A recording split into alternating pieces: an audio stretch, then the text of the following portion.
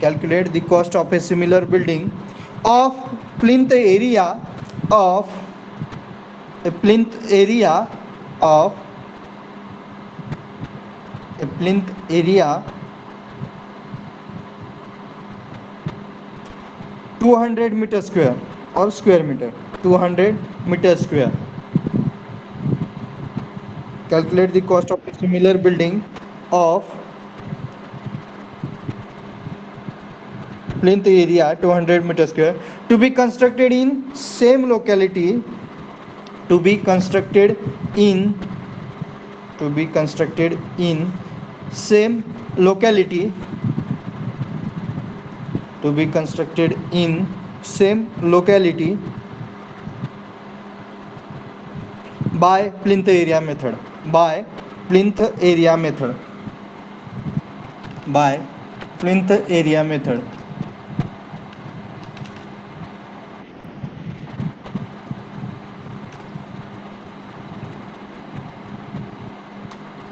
बघा, first of all तुम्हाला प्रॉब्लेममध्ये काय दिलंय ते पहा. प्रॉब्लेममध्ये काय दिलंय ते पहिल्यांदा पहा. काय दिलेलं आहे तुम्हाला प्रॉब्लेममध्ये?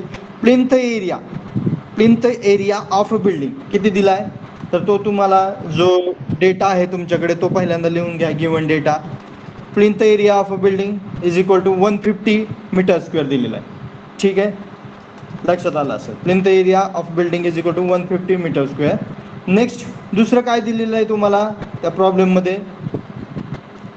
कन्स्ट्रक्शन कॉस्ट दिलेली आहे. कन्स्ट्रक्शन कॉस्ट सेकंड लाईनमध्ये दिले, कॉस्ट ऑफ RES 1,50,000. म्हणजे construction cost is equal to किती झाली? 1,50,000 रुपीज. मग टाका फॉर्म्युला तुमचा कोणता आहे? फर्स्ट फॉर्म्युला तुम्हाला पहिल्यांदा काय माहीत करून घ्यावं लागेल? प्लिंथ एरिया रेट माहीत करून घ्यावं लागेल. अप्रॉक्सिमेट कॉस्ट काढायची आपल्याला बिल्डिंगची. किती? ह्याच्यासाठी 200 मीटर स्क्वेअरसाठी. तर तुम्हाला पहिल्यांदा प्लिंथ एरिया माहीत करून रेट माहीत करून घ्यावं लागेल. मग plinth area rate is equal to construction cost divided by plinth area of that building, म्हणजे प्रपोज्ड बिल्डिंग जी अगोदर कन्स्ट्रक्ट केलेली त्याचा area. Plinth area rate is equal to construction cost divided by plinth area of proposed building. किती आहे construction cost? 1,50,000 divide by काय करणार तुम्ही?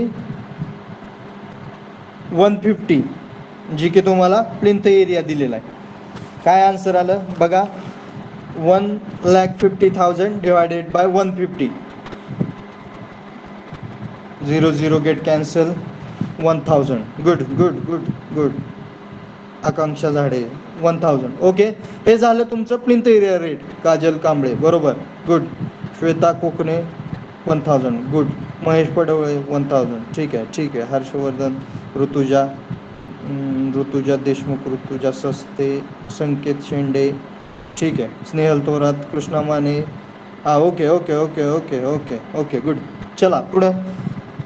आता हा जो झाला तो प्लिंथ एरिया रेट झाला. मग आता आपल्याला काय काढायचे? बिल्डिंगची ॲप्रॉक्सिमेट कॉस्ट काढायची. तर मग आपला ॲप्रॉक्सिमेट कॉस्ट काढण्याचा फॉर्म्युला काय? प्लिंथ एरिया, ज्या प्लिंथ एरियाचं आपल्याला एस्टिमेशन करायचं आहे तो plinth area into plinth area rate of proposed building. Approximate cost of a building is equal to plinth area into plinth area rate. आता आपण कशासाठी काढणार आहे? आपल्याला क्वेश्चनमध्ये काय विचारलं बघा, third line. Calculate the cost of a similar building of plinth area 200 metre square, 200 metre square to be constructed in same locality. म्हणजे आपण एक बिल्डिंग बांधले 150 मीटर स्क्वेअर तिचा प्लिंथ एरिया होता आणि तिचं कॉस्ट आली ती आपली 1,50,000. मग त्यावरून आपण प्लिंथ एरिया रेट काढला. कोणत्या बिल्डिंगचा काढला? तर त्या बिल्डिंगचा काढला. कोणत्या? पहिल्या बिल्डिंगचा, जिचा एरिया आपल्याला प्लिंथ एरिया रेट दिला होता 150. तिचा रेट काय आला? पर स्क्वेअर मीटर रेट आला 1,000 रुपये. मग ते तो प्लिंथ एरिया रेट इंटू आपली जी बिल्डिंग बांधणार आहे तिचा प्लिंथ एरिया केल्यानंतर तुम्हाला approximate cost of a building मिळेल. किती आला answer? 200 into plinth area rate म्हणजे 200 आपण ज्या बिल्डिंगचा काढणार आहे 200 स्क्वेअर मीटर इंटू 1,000 म्हणजे जे आलेला आन्सर आहे तुमचा plinth area rate. 200 into 1,000 how much? Proposed building, good, good, good, good. 2 lakh rupees. Approximate cost of a proposed building is equal to 2 lakh rupees.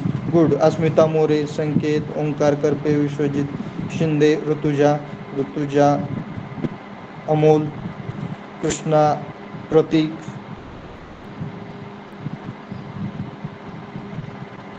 ठीक आहे. सोडवताय सर्वजण. किरण जाधव, फक्त दुसऱ्याचं कॉपी पेस्ट करू नका किंवा काही हे करू नका. शुभम फाटे, आदित्य हसबे, स्वतः सॉल्व का. ओके, ठीक आहे, गुड.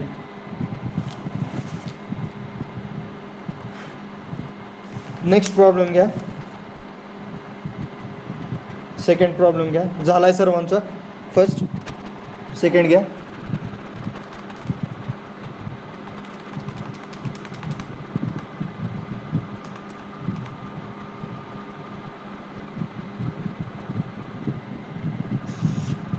स्क्रीनवर दिसतोय तुम्हाला प्रॉब्लेम तुमच्या, तो प्रॉब्लेम लिहून घ्या. प्रिपेअर अन अप्रॉक्सिमेट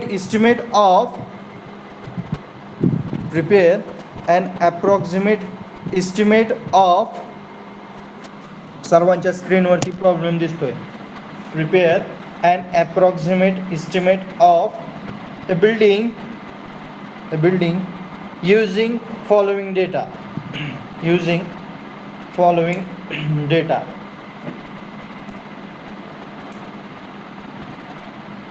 त्यामध्ये फर्स्ट पॉइंट दिलाय त्यांनी. Proposed area of building is equal to proposed area of building is equal to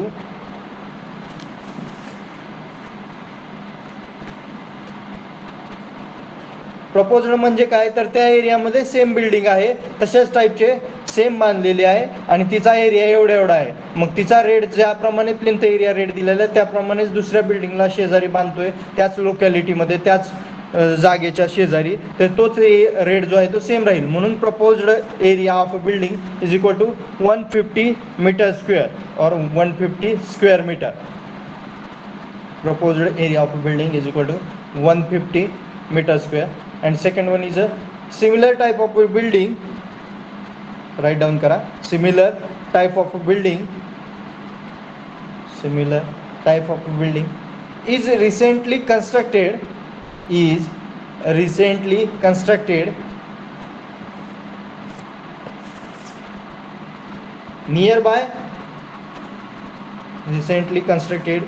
nearby locality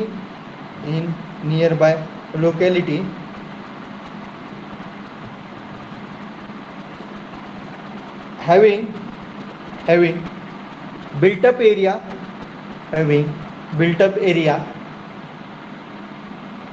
110 meter square. Having built up area is 110 meter square, 110 meter square. And the total cost of a construction is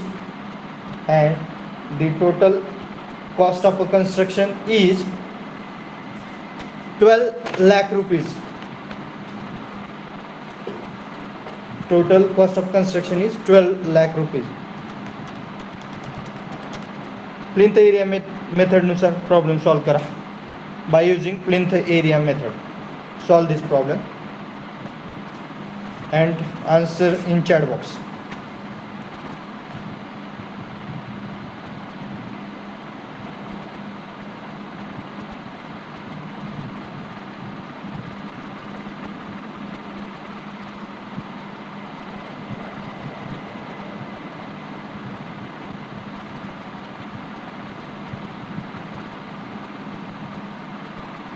Sanket Shende 10,909. Good. Plinth area rate. Good good good good good good. Snehal Thorat. Good. चला चला चला चला, बरोबर आहे. पुढे घ्या पुढे घ्या. चला सॉल्व करा. पुढे अप्रॉक्सिमेट कॉस्ट काढा आणि आन्सर सांगा.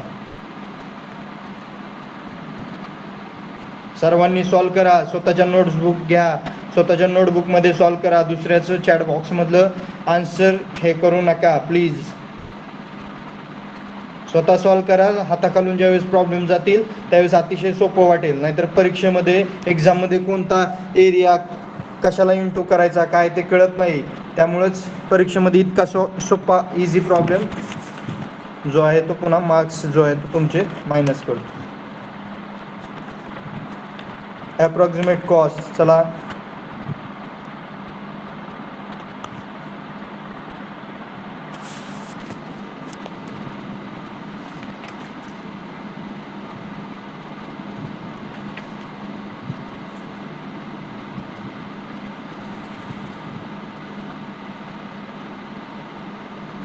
संकेत शेंडे 1636,350, आकांक्षा झाडे, स्नेहल थोरात, प्रथमेश जाधव, प्रतीक महाडी. स्क्रीनवर दिसते सर्वांना? Good good. Kajal Kamble, Nikhil, Onkar Karpe, Shweta Kokane, Kiran Jadhav, Pratham okay, Rutuja Saste, Harshvardhan, Naveen, Mahesh Ketaki. Good good good good.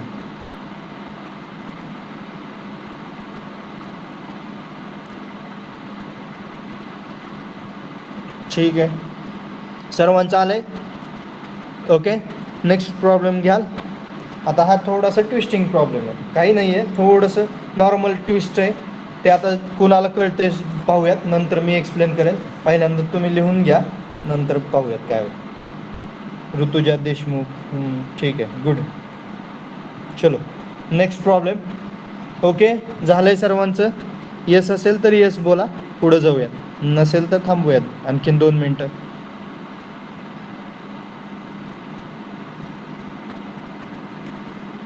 Okay, ठीक आहे. चलो next problem. Write down.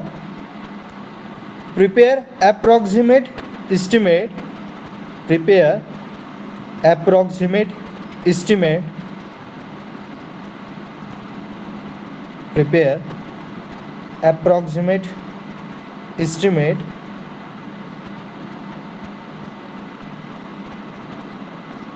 prepare approximate estimate from following data from following data for a school building from the following data for a school building from following data for a school building. त्यामध्ये घ्या small a, small b, small c. First, number of classrooms is equal to 12. Number of classrooms is equal to 12. second point घ्या त्यामध्ये b. area of each classroom area of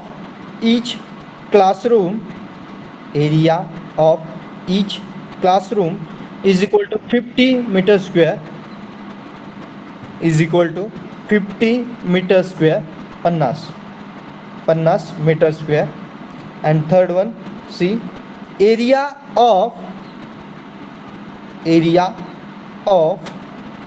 other facilities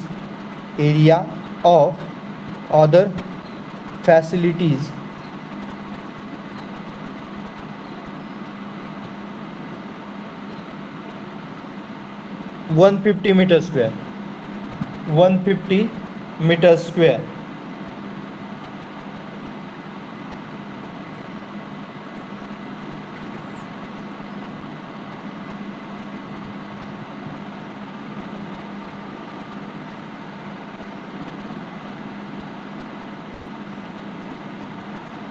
Similar school building,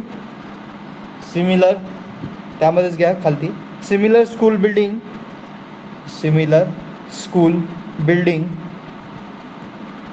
having same specification and similar school building having same specification and having built up area of 1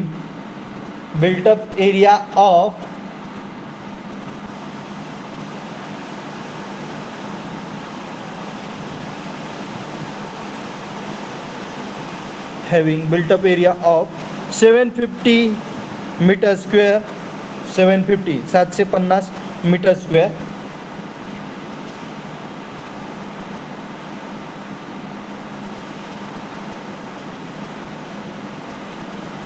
was constructed at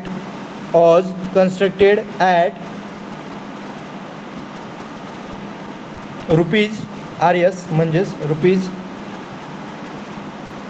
71,25,000 रुपये 71,25,000 solve करा plinth area मेथडने solve करा. एक छोटासा twist आहे यामध्ये, पाहूयात कोण solve करतोय का. नसेल तर मी सांगेन, काहीच नाही आहे, अतिशय सोपं आहे. सेम प्रॉब्लेम आहे, सेम, फक्त एक थोडंसं हे केलेलं आहे त्यांनी, ते लक्षात आलं तर येऊन जाईल.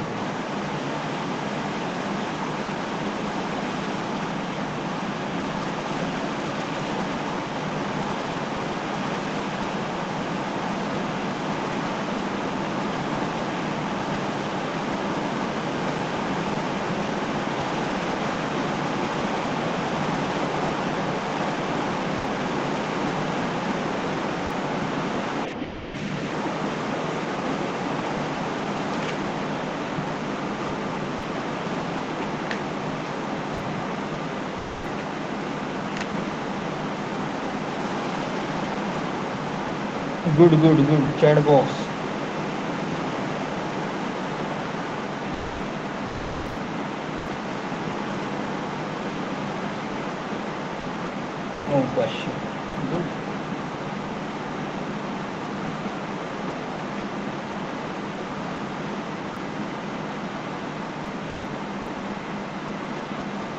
संकेत शेंडेनी बरोबर दिलंय. Rutuja Deshmukh plinth area is equal to 9500. Good.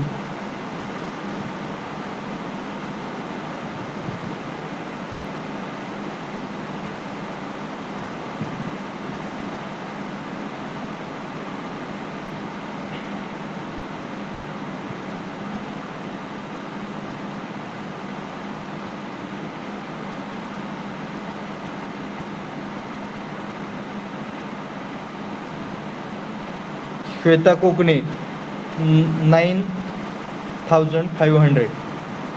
950 नाही आहे, 950 नाही आहे. ओके.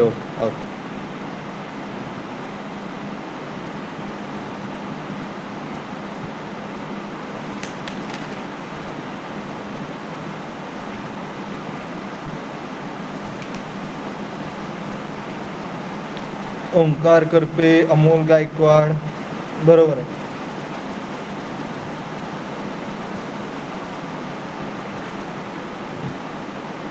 हर्षाली बरोबर आहे.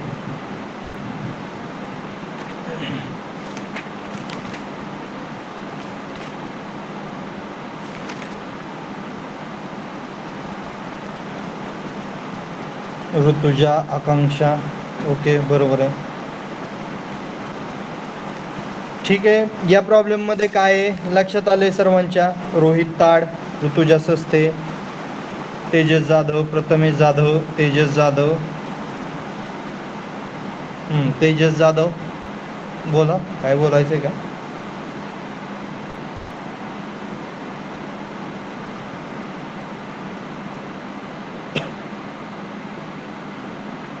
या प्रॉब्लेम मध्ये काय केलेलं आहे, थोडंसं एरिया ऑफ ईच क्लासरूम दिलेला आहे आणि नंबर ऑफ क्लासरूम सांगितलेले आहेत. मग तुम्हाला पहिल्यांदा काय करावं लागेल, टोटल एरिया काढून घ्यावं लागेल.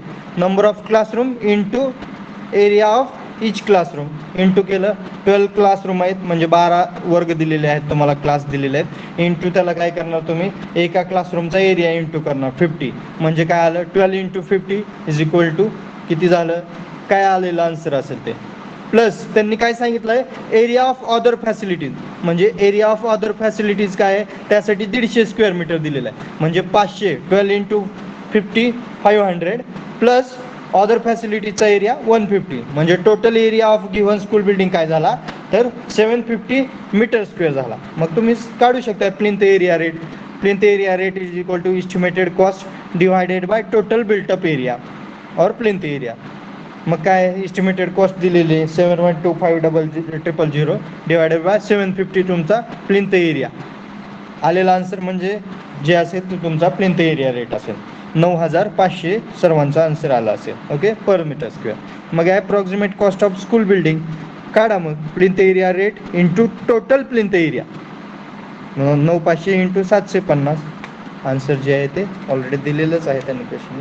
काय आहे तर 7,125,000. ठीक आहे, okay, good.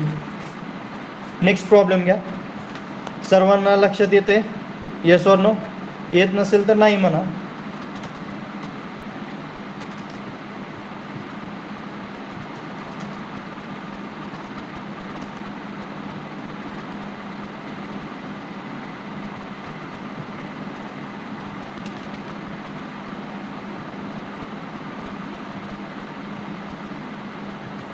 Makarand Varpe 59 roll number. काय बोलायचंय का? बोला.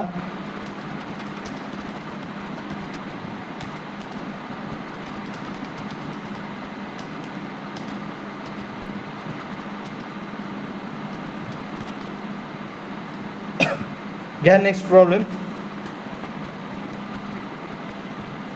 prepare approximate estimate for prepare approximate estimate for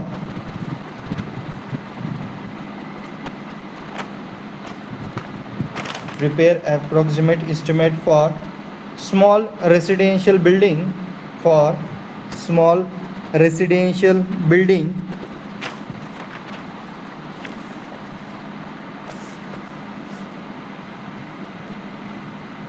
for small residential building using following details or using following data.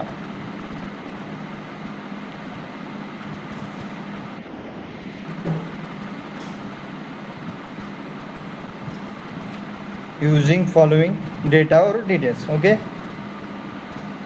First column, second column, third column and fourth column. 4 column. त्यामध्ये first कॉलममध्ये SR number, second कॉलममध्ये त्याच्यासमोर room, third कॉलममध्ये size आणि fourth कॉलममध्ये numbers. SR number, room, size, numbers column आहेत. First कॉलममध्ये SR number, second कॉलममध्ये रूम, थर्ड कॉलममध्ये साईज आणि लास्ट कॉलममध्ये number. Okay, first SR number 1 number रूममध्ये लिहा. First drawing hall. Drawing hall. Third कॉलममध्ये घ्या ड्रॉइंग हॉलच्या समोर साईज त्याची 4.5 मीटर बाय 5.5 मीटर, 4.5 मीटर बाय 5.5 मीटर. आणि लास्ट कॉलम फोर्थ कॉलम घ्या. Numbers, drawing hall, size 4.5 metre by 5.5 मीटरच्या पुढे 1 नंबर म्हणजे 1 hall. Second SR number bedroom. Bedroom size घ्या 3 into 3.6 metre, 3 into 3.6 metre. Numbers घ्या 2 बेडरूम्स. 3 नंबर घ्या SR नंबर 3. किचन. किचन साईजमध्ये घ्या 3 by 3.3 metre, 3 metre bye 3.3 metre. Numbers घ्या 1 kitchen. आणि last fourth toilet block. Toilet block size घ्या 2.6 by 3 metre, 2.6 by 3 metre. Number 1. 1 toilet blocks. आणि त्या क्वेश्चनमध्ये खालती घ्या plinth area rate RS 5,000 rupees. Plinth area rate RS 5,000 rupees. बघा आता तुम्हाला काय दिलंय, आता काय काढायचंय. तुम्ही इतके 2 प्रॉब्लेम 3 प्रॉब्लेम सॉल्व्ह केले. त्यामध्ये काय करत होतो आपण पहिल्यांदा plinth area rate find out करत होतो. पण ॲक्च्युली ह्या प्रॉब्लेममध्ये तुम्हाला प्लिंथ एरिया रेट डायरेक्ट दिलेला आहे. फक्त तुम्हाला काय करायचं आहे total area of your building into plinth area rate. Total plinth area किती आहे मग बिल्डिंगचा पहा.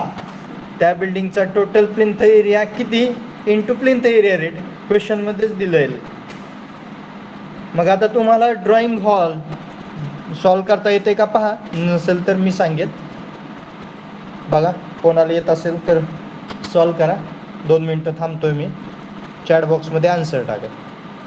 Approximate cost.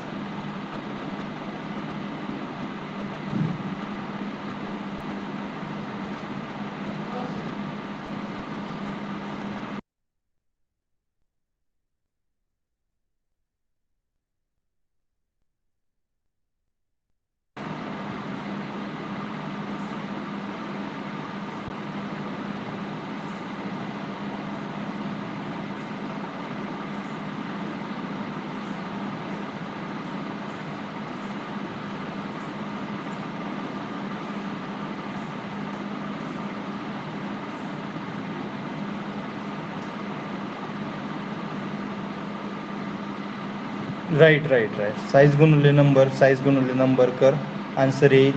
ते आलेला आन्सर म्हणजे टोटल प्लिंथ एरिया असेल. मग total plinth area into plinth area rate कर सार्थक. ॲप्रॉक्सिमेट कॉस्ट भेटून जाईल. कोण सांगते पहिला आन्सर पाहूयात. Who is topper in your classroom. पाहूयात कोणाचं थोडंसं डोकं चालतंय. विचार करायला शिका, विचार करायला शिका. मी काय सांगेलच. आता ऑफलाईन नाही आहे, नाहीतर मी सोडवून दाखवला असं. मी आता फक्त सांगू शकतो. संकेत शेंडे. थोडंसं काहीतरी चुकतंय का. अस्मिता मोरे बरोबर आहे का. काहीतरी चुकलंय. अस्मिता मोरे, संकेत शेंडे.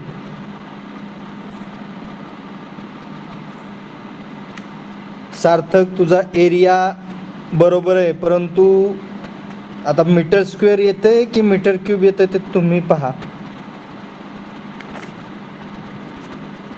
काजल कांबळे एरिया चुकलाय.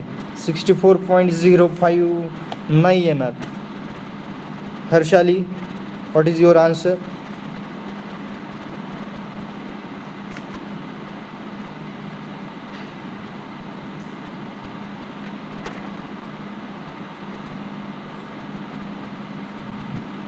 प्रतीक, ओंकार, प्रतीक, ओंकार.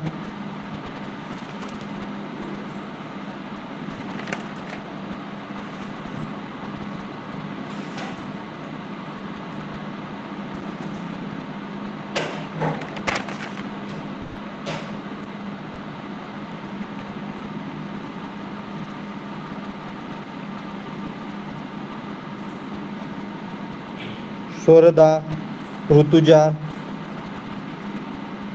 दत्ता, तोरणे, झाडे,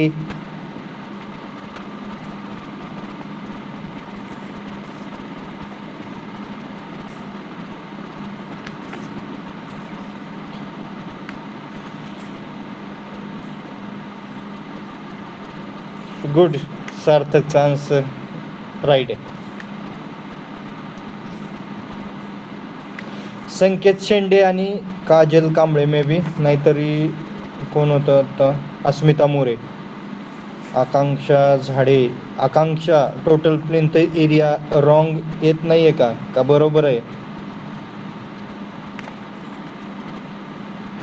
64 यायला पाहिजे, 64.05 यायला पाहिजे की 61.3 यायला पाहिजे. काय कुठं मिस्टेक झाले पहा. निखिल गोगरे बरोबर. 50 नाही 500 असेल ना answer. 3,06,500. Snehal Thorat, good. Vishwajit Shinde, plinth area check करा. 64.05 और 61.3. अमोल गायकवाड ओके. निखिल गोगरे ओके.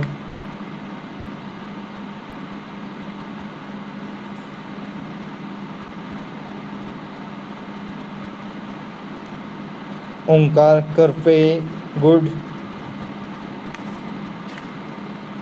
आलंय सर्वांना. निखिल गोगरे 61.3. हा गुड.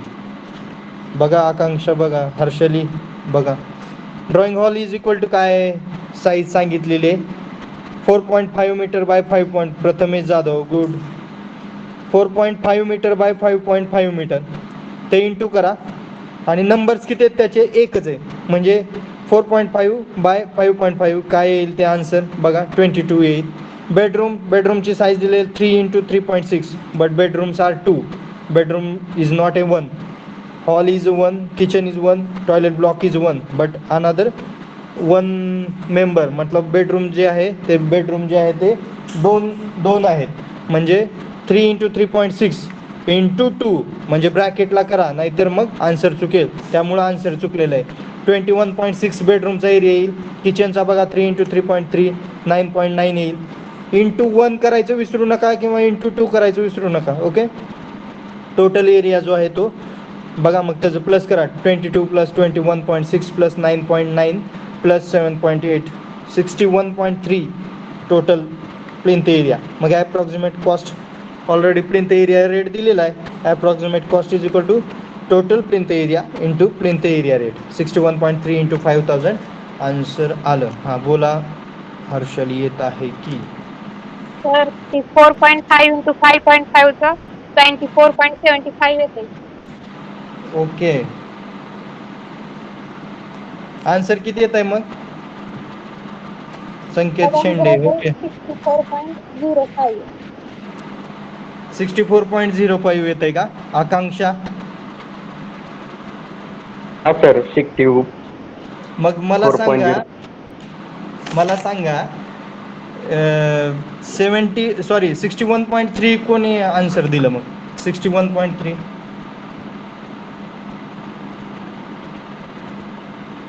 मग ते 61.3 कुठनं नोट डाऊन केलं म्हणजे ज्यांनी 61.3 आन्सर दिलं त्यांनी एकतर नोट्स लिहिलेले असतील किंवा नोट्स पाहतेत आणि सॉल्व करत नाही आहेत आणि डायरेक्ट सॉल्व म्हणजे हे करतायत आणि आन्सर देत आहेत डायरेक्ट इंटू करून. ते माझ्या लक्षात येण्यासाठी मी मुद्दाम असं केलेलं आहे आणि आन्सर पी मुद्दाम मी चुकीचं सांगितलेलं आहे.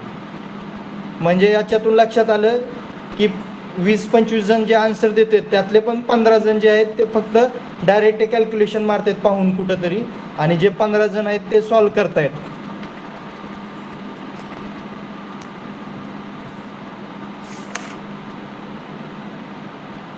म्हणजे शिक्षकाला तुम्ही वेड्यात काढू शकत नाही एवढं लक्षात ठेवा. शिक्षक काहीतरी चुकीचं मुद्दाम सांगत असतो. पाहायचंय की कोण काय करतंय कोण काय नाही हे करत.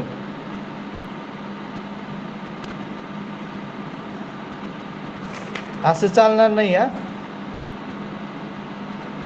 आता हा नेक्स्ट प्रॉब्लेम ज्यावेळेस देईल जर कुणाचं चुकलेला प्रॉब्लेम मला समजलं की आता इथं जर समजा मी सॉल्व करून घेतलेला असेल किंवा नोट्समध्ये असेल किंवा काय असेल आणि तिथं जरी चुकीचं असलं आणि आन्सर जर सेम तसं चुकीचं आलं ना तर मग तो नंबर मी लक्षात ठेवला रोल नंबर कोण आहे तो. नेक्स्ट प्रॉब्लेम घ्या. ठीक आहे बरोबर आहे हर्षाली झाडे तुमचं पण बरोबर आहे. बाकी ज्यांनी अगोदर शेंडे संकेत अस्मिता मोरे आणखीन मे बी 2-4 नाव आता काही लक्षात नाही. ठीक आहे त्यांचं बरोबर आहे परंतु ज्यांनी कॉपी पेस्ट करताय ना त्यांनी जरा लक्ष द्या. ठीक आहे. नेक्स्ट प्रॉब्लेम घ्या. Prepare approximate estimate of prepare approximate estimate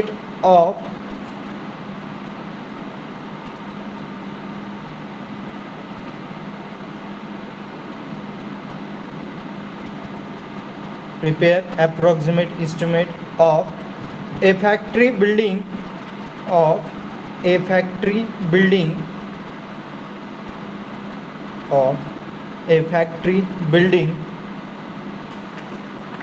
from following data. Prepare approximate estimate of a factory building from the following data.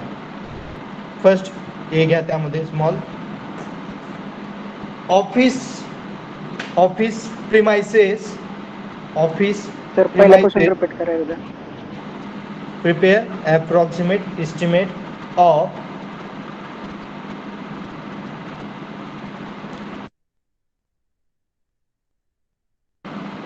prepare approximate estimate of a factory building from following data. आता या क्वेश्चनचे answer मला कमीत कमी 50 लोकांचे पाहिजे जेवढे join झालेत. इथं मला जॉईन दिसत आहेत 38 और 40 समथिंग मे बी. एवढ्या पूर्ण जणांचा आन्सर पाहिजे मला, तर पुढे जाणार आहे. नाहीतर मग मी नोट्स पण प्रोव्हाइड करणार नाही, काहीच करणार नाही. असं जर करणार असाल तर मग मी जे फक्त अभ्यास करते त्यांना सेंड करेल, ग्रुपवर सेंड करणार नाही. सर्वांचा आन्सर पाहिजे मला. मी ग्रुपवर सेंड करतोय ना सर्व नोट्स, PPT. मी स्वतः प्रिपेअर काहीतरी करत असेल ना, काहीतरी 2 गोष्टी मला जास्त तुम्हाला एक्सप्लेन करण्यासाठी हे करावं लागत असेल, मग तुम्ही तुमच्या स्वतःसाठी तुमच्या मार्क पाडण्यासाठी करा ना थोडासा अभ्यास. असं नका करत. चलो फर्स्ट घ्या. Office premises RCC frame structure, small a. Office premises RCC framed structure, office premises RCC frame structure, type area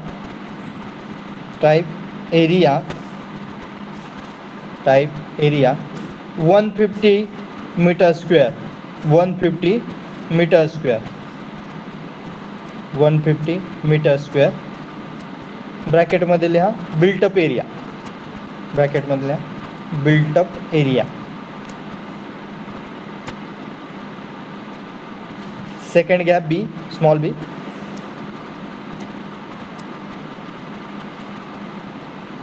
बेजचा अर्थ तुम्हाला सांगायचा राहिला. बेज म्हणजे काय? 3 विभाग, 3 रूम्स असं म्हणू शकतो. बे, टिपिकल बे मेथड ते सांगेल मी, ते राहिलेले. सेकंड वर्कशॉप, सेकंड मध्ये घ्या वर्कशॉप. 3 बेज ऑफ साइज म्हणजे 3 रूम किंवा 3 भाग. 3 bays of size, 3 beige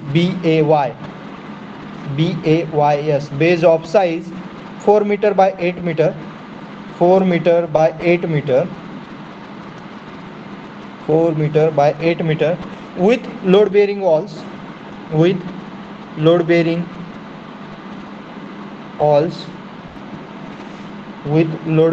walls, and AC roof, and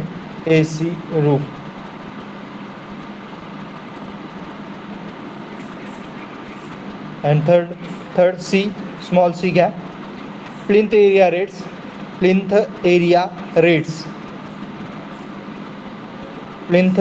rates. त्यामध्ये पहिला प्लिंथ एरिया रेट घ्या स्मॉल, रोमन अंकातलं 1 RCC बिल्डिंग रुपीज 6,000 म्हणजे पर मीटर स्क्वेअर और पर काय असेल तर त्याच्यासाठी किती 6,000 रुपये RCC building. Okay 6,000. And second plinth area rate. Load bearing building rupees 4,000 per metre square. Load bearing building rupees 4,000 per metre square. देख तुम्हाला 5 मिनटं देतोय, 5 मिनिटात तुम्हाला सुटलं ठीक, नसेल तर मी सांगेल.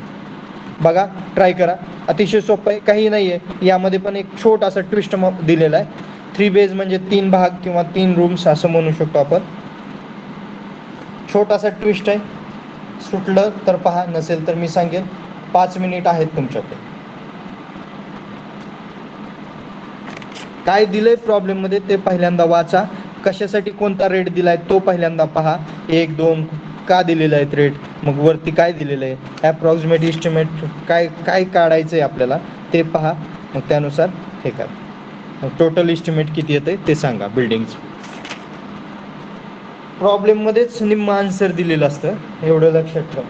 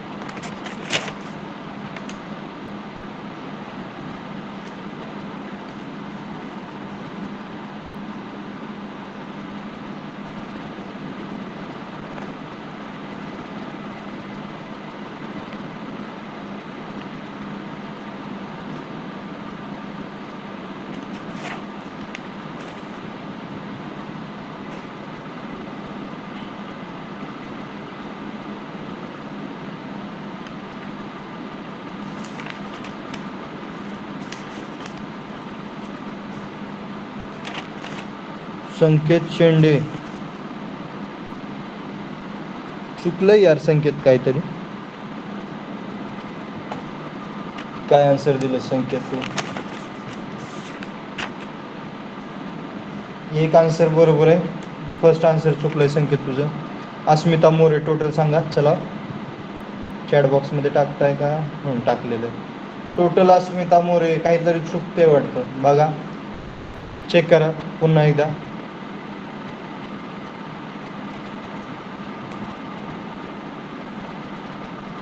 हर्षाली अमोल गायकवाड.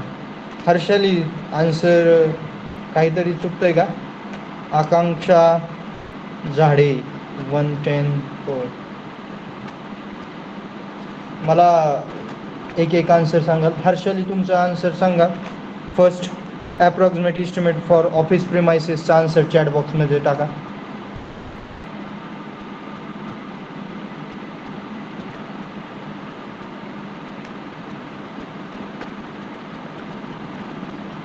Okay okay. आणि ॲप्रॉक्सिमेट इस्टिमेट फॉर वर्कशॉपचं सांगा.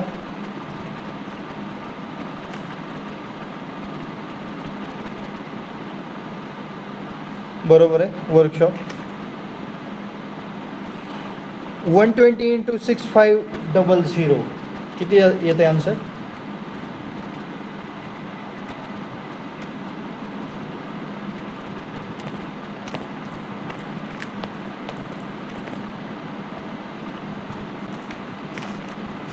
हर्षल आन्सर किती येते? Office estimate of office premises त्यामध्ये टोटल बिल्टअप एरिया किती दिलेला आहे? टोटल बिल्टअप एरिया आपल्याला 120 मीटर स्क्वेअर. 120 मीटर. हा बोला बोला बोला. 120 नाही दिलं. किती दिलं आहे? 150. 150. सर्वांना 150 हे झालं का? बरं ठीक आहे. Okay it's okay. मग बरोबर आहे. गुड ठीक आहे. मी 120 समजलो त्यामुळं थोडंसं मी 150 सांगितलं आहे का?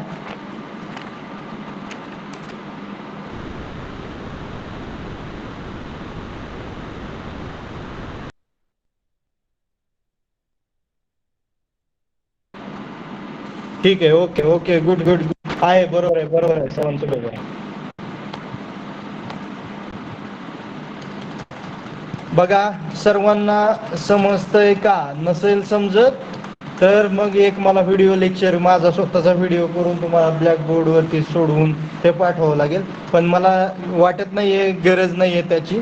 कारण एवढं सगळं करणं किती सोपं आहे. काय करायचं आहे? फक्त plinth area into plinth area rate करायचा आहे आणि तो तुम्हाला हे डायरेक्ट जो आहे तो प्लस मायनस करायचा आहे. डायरेक्ट पाठवा तरी सार्थक. नको गरज नाही आहे. ठीक आहे. नेक्स्ट प्रॉब्लेम घ्या. हा प्रॉब्लेम झाला तर मग या चॅप्टरमधले प्रॉब्लेम संपतील. फक्त आपल्याला हे करता येईल. व्हिडिओ लेक्चर्स तुम्ही यूट्यूबवरती पाहू शकता. जर इस्टिमेटिंग कॉस्टिंग तुम्हाला मी लिंक सेंड करेल. जे MPSCचे क्लासेस वगैरे घेतात ना ते लोक तुम्हाला इस्टिमेटिंग कॉस्टिंग असेल किंवा काय असेल त्या गोष्टी तुम्हाला त्यावरती पाहायला मिळतील. परंतु माझ्या मते जास्त पाहण्यात वगैरे अशात काही गरज नाही आहे. हां पाठवेल मी. ऋतुराज जाधव करतो मी सेंड. लिंक वगैरे सेंड करेल. माझी नाही आहे. माझी स्वतःची नाही आहे व्हिडिओ काढून वगैरे. त्यासाठी भरपूर हे करावं लागेल. तुम्हाला मी याची लिंक वगैरे शेअर करेन. परंतु मला काय वाटतं असे लेक्चर्स वगैरे पाहण्यापेक्षा ज्यावेळेस तुम्हाला कॉम्पिटिटिव्ह एक्झाम वगैरे करायचे त्यासाठी ठीक आहे. आणि एखादी गोष्ट जर माझी समजली नसेल किंवा खूप क्रिटिकल असेल किंवा अवघड असेल तर त्यासाठी मग तुम्ही ऑनलाईन यूट्यूबवरचे व्हिडिओ पाहू शकता. मी सांगेलच तुम्हाला. ठीक आहे. नेक्स्ट प्रॉब्लेम घ्या. समोर दिसतोय सर्वांना स्क्रीनवरती. राईट डाऊन करा. राईट डाऊन करा. चला स्क्रीनवरती प्रॉब्लेम दिसतोय. मला सांगायची गरज मे बी नसेल. सांगायचं असेल तरी सांगेल. प्रिपेअर ॲप्रॉक्सिमेट इस्टिमेट ऑफ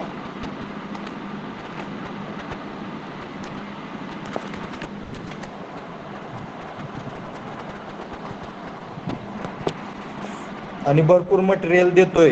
बरोबर PPT सगळ्या व्यवस्थित दिलेल्या आहेत.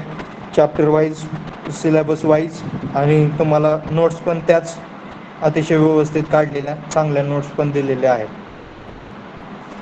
आणि तुम्ही स्वतः काय टेक्मॅक्स असेल, निराली असेल, काय असेल ते बुक यूज करा. जी स्कीम असेल, आय स्कीम असेल, काय समथिंग कोणतंही असू द्या, ठीक आहे. त्यामधील जो सिलेबस आहे त्यानुसार अभ्यास करा. कॉम्पिटेटिव्ह एक्झामला एस्टिमेटिंग कॉस्टिंगवरती पण प्रश्न भरपूर येतात.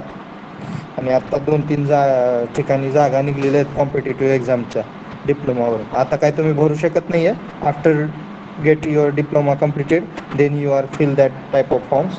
आणि प्रत्येक वर्षी सिव्हिल इंजिनिअरिंग, सिव्हिल डिप्लोमावरून एक कमीत कमी 100, 200, 500 काहीतरी जागा भरल्या जातात. 1, 2, 3 डिपार्टमेंट कोणते असतील त्यामध्ये. त्यामुळं अभ्यास करा. तुम्हाला जरी मी आत्ता सेकंड इयरचं विचारलं, सर्वांनी लिहित ऐका. तो प्रॉब्लेम पुढं राईट डाऊन करा. मी बोलतोय, दिसतोय स्क्रीनवरती सर्वांच्या, तो प्रॉब्लेम राईट डाऊन करा. तुम्हाला आत्ता थर्ड इयरला तर स्कोर करायचाच आहे, मान्य आहे. जर एखाद्याला पुढं BE BTech करण्यासाठी ॲडमिशन घ्यायचं असेल चांगल्या कॉलेजला, गव्हर्नमेंट और ऑटोनॉमस और काय IIT समथिंग काय असेल ते, तर तुम्हाला काय करावं लागेल, चांगले मार्क्स जे आहेत ते पाडावे लागतील. मग त्यासाठी तुम्हाला थर्ड इयरचाच अभ्यास करणं महत्त्वाचं आहे. मग तो पण परफेक्ट करणं गरजेचं आहे. प्रत्येक सब्जेक्ट जो आहे तो परफेक्ट करणं. आणि ज्याला वाटतंय की आपल्याला पुढं शिकायचं नाही आहे, परंतु डिप्लोमावरनं कुठेतरी आपल्याला कॉम्पिटेटिव्ह एक्झामसाठी तयारी करायची आहे, तर त्यानं सेकंड इयर असेल, थर्ड इयर असेल, ह्या दोन्ही इयर्सचे सगळे सब्जेक्ट म्हणजे 1-2 सब्जेक्ट ऑर केले तर म्हणजे बऱ्यापैकी मग जिओटेक असेल, हायवे असेल, किंवा सर्वेइंग असेल. मग फर्स्ट इयरचा बेसिक आणि ॲडव्हान्स सर्वेइंग म्हणजे एक सर्वेइंग सब्जेक्ट पकडला जातो. नंतर असं सर्व सब्जेक्टचे तुम्हाला जे आहे ते स्टडी जो आहे तो करावा लागेल. काही विसरायचं नाही आहे. सिव्हिल इंजिनियर आहेत तुम्ही, आणि ज्याला थर्ड इयरला मार्क पडायचे त्यांना पण पाठीमागचं नाही विसरायचं. कारण कशाची ना कशाची लिंक जी असते ती तुमच्या सब्जेक्टला आलेली असते. त्यामुळं पाठीमागच्या गोष्टी विसरायच्या नाही आहेत. असं नाही म्हणायचं. काही जण असतात, हे परीक्षा झाली, आपलं तर संपलं रे आणि झालं, असं वाटतं कोणाला. काही जण असतात तसे, 10, 20, 15 जण असतात, ज्याला वाटतं की यार पेपर दिला, पास झालो, बस झालं, इस्टिमेटिंग कॉस्टिंग संपला. पण नाही आहे. आयुष्यात सिव्हिल इंजिनियर तुम्ही होताय ना, तर आयुष्यभर इस्टिमेटिंग कॉस्टिंग एस्टिमेट हे करायचं आहे. प्रत्येक गोष्टीचं काय ना काय करायचं आहे. त्यासाठी तुम्हाला ते लागणार आहे. म्हणून ह्या गोष्टी जे आहेत ते विसरून चालणार नाही आहेत. मग ह्या गोष्टी विसरायच्या नसतील तर तुम्हाला काय करावं लागेल, सतत ह्याची प्रॅक्टिस किंवा काय ॲनालिसिस असेल ते करत राहावं लागणार आहे. ते म्हणजे ज्यावेळेस सतत प्रॅक्टिस होत जाईल त्यावेळेस ते लक्षात येत जाईल. Prepare approximate estimate of a public building having plinth area is equal to 1800 metre square, 1800 metre square. त्यामध्ये स्मॉल वन काय दिलाय, plinth area rate is equal to 3500 metre square. Second, special architectural treatment is equal to 3% cost of a building. Third, water supply and sanitary charges. Is equal to 5% cost of building. 5% cost of building. Fourth one काय दिलेलं आहे, electrical installation is equal to 14% cost of building. 14% cost of building. Fifth काय दिलेलं आहे, other services is equal to 5% cost of building. Sixth काय दिले, contingencies is equal to 3% overall cost of building. 3% overall cost of building. And last one, 6 काय दिले, supervision charges is equal to 8% overall cost of building.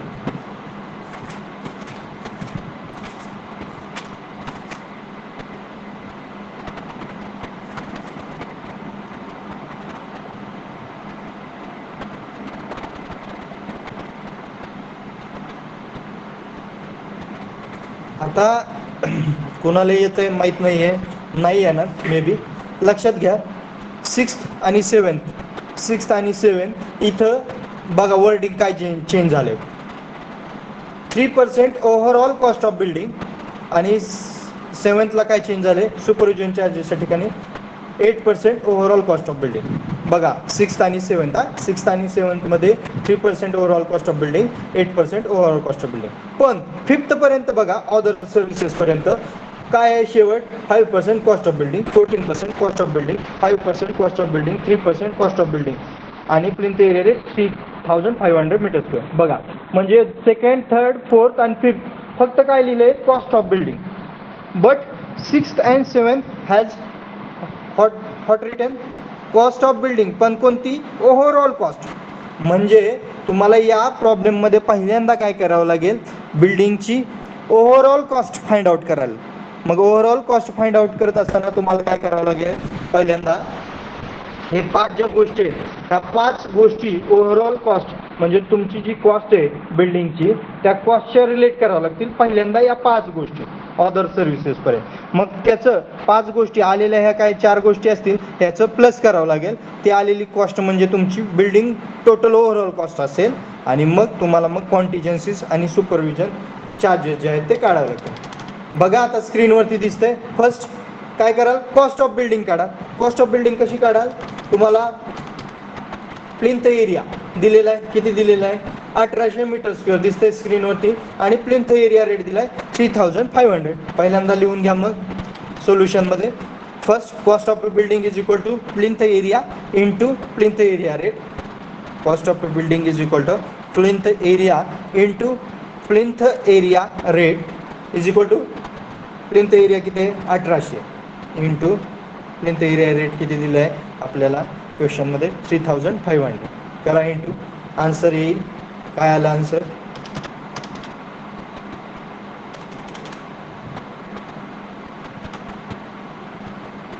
Answer chat box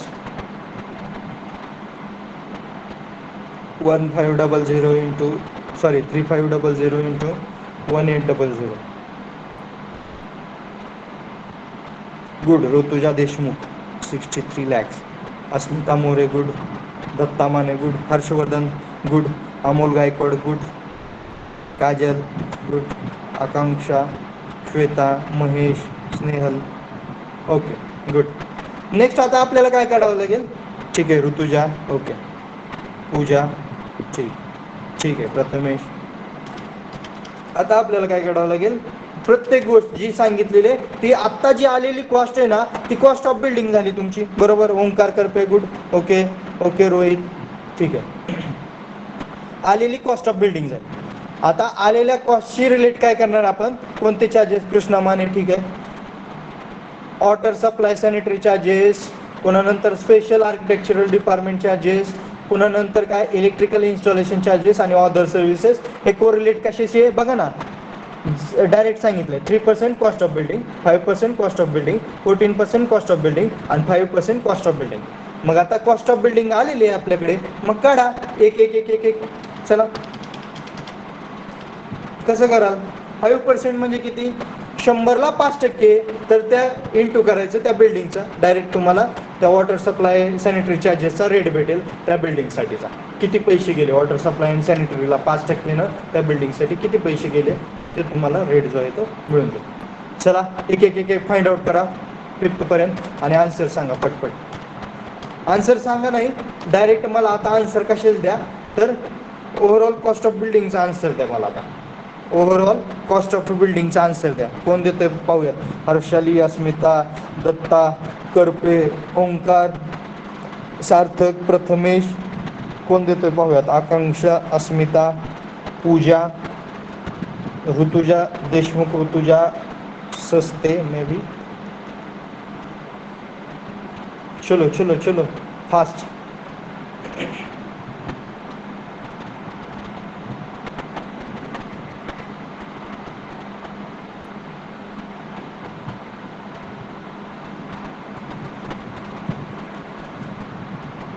सोडवायचं या वहीमध्ये. Fast म्हणजे काय, फक्त calculation करायचं नाहीये, आपल्या आपल्या नोटबुकमध्ये अतिशय व्यवस्थित सॉल्व करायचं आहे. त्याचा फायदा नंतर होणार आहे. नंतर नाहीतर कुठेतरी पेजवर लिहिलं, एक पेज गेलं, दुसरं पेज दुसऱ्या दिवशी, तिसरं पेज तिसऱ्या दिवशी, कुठेतरी शेतात गेलाय, बसलाय, तिथं लेक्चर करतोय, ते पेज गेलं उडून तसंच. दुसऱ्या दिवशी आला, अरे कुठे कालचं पेजच नाही आहे, झालं. मग कुठं गेलं? असं नको आहे. कोण कुठं बसलंय असं नको आहे. थोडंसं बी सिरियस. थर्ड इयरला आहात, चांगले पर्सेंटेज मिळवा. पुढचे तुम्ही भावी इंजिनियर आहात.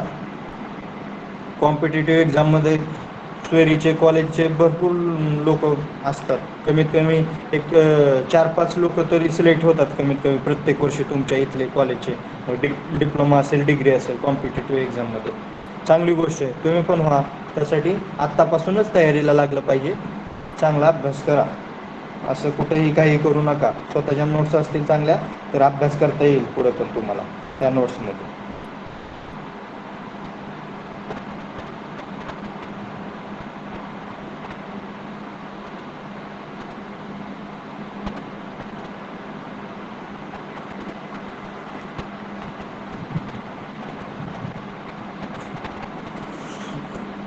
अमोल गायकवाड 1890.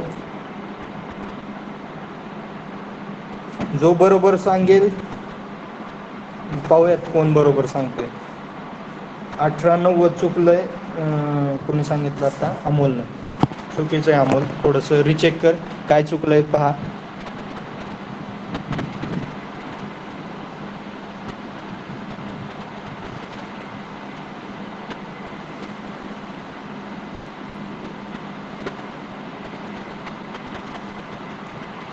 संकेत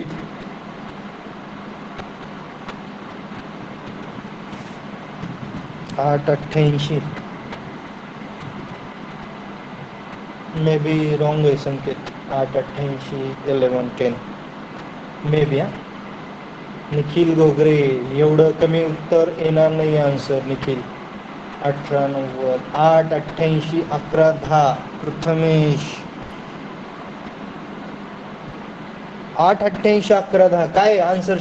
संकेत शेंडे म्हणजे सुपरविजन चार्जेस कॉन्टिजन्सी ते पण प्लस केलंय का तुम्ही? टोटल, हा टोटल सर. कसं काय आलं एवढं हुशार? कसं काय झालं एवढं? बरे संकेत का पहिल्यापासून आहे? हर्षवर्धन 16380. हर्षवर्धन काहीतरी चुकतंय. गुड. गुड. संकेत शेंडे गुड. आणि आणखीन कोणतरी प्रथमेश जाधव यांना पण उत्तर दिलं डायरेक्ट. ग्रँड टोटल दिलेलं आहे. ग्रँड टोटल म्हणजे कॉन्टिजन्सीज पण त्यांनी घेतल्यानंतर ॲड केलं, सुपरविजन चार्जेस पण काढले आणि सर्व करून त्यांनी आन्सर जे आहे ते डायरेक्ट ग्रँड टोटल आन्सर दिलेला आहे. कोण आहे पाहूयात आणखीन कोण. Overall cost of a building कोण सांगितलं नाही आहे. मग overall cost of a building किती आहे रे संकेत आणि प्रथमेश? पहा तुमच्या स्क्रीनवरती दिसेल, काय सांगायचं पण गरज नाही. काजल कांबळे बरोबर आले बघा, स्क्रीनवरती दिसत असेल तुम्हाला. निखिल गोगरे बरोबर आहे. ओव्हरऑल कॉस्ट आलेली आहे सर्वांची 80,01,000 म्हणजे काय? 80 लाख काय समथिंग काय असेल. ओके, आलंय सर्वांचं. ओव्हरऑल कॉस्ट आली. मग ही ओव्हरऑल कॉस्ट आली, पण ती ओव्हरऑल कॉस्ट कशी काढली लक्षात आलंय सर्वांच्या? दत्ता माने आलंय लक्षात?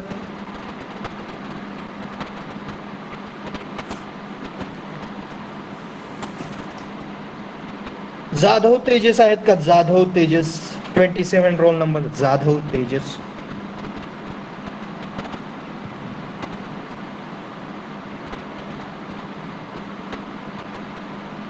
कुदळे. कुदळे आहेत? Kudale. Kudale Pawan may be 32 roll number.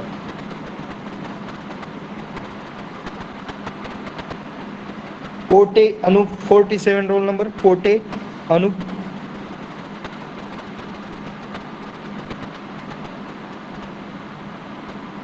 Pote Anup बोला. चला आन्सर आलंय बरोबर तुमचं. काय आलंय सांगा मला. Overall cost of a building overall cost of building किती आली? हर्षाली, अस्मिता, कसं केलं सांगा कुणी?